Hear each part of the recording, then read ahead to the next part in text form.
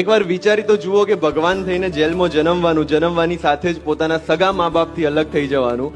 જ્યારે ગોકુળની અંદર માંડ માંડ સમજણા થયા હોય ત્યારે પોતાના પાલક માતા પિતાથી અલગ થઈ જવાનું. જીવનમાં પોતાનો પ્રથમ પ્રેમ રાધા મળવાનો હોય ત્યારે એનાથી અલગ થઈને મથુરાની અંદર પોતાના સગા મામા કંસનો વધ કરી લેવાનો, અને ત્યારે મથુરાની ગાદી મળવાની હોય ત્યારે તે બીજાને આપીને સાંદીપની મુનિના આશ્રમમાં અભ્યાસ માટે જતું રહેવાનું.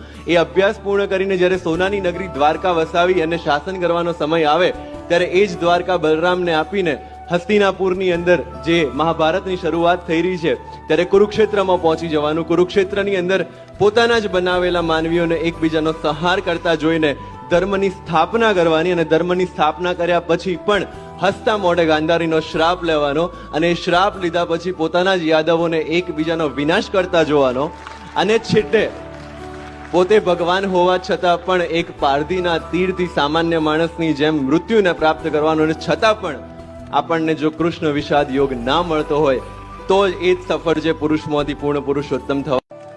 એકવાર વિચારી તો જુઓ.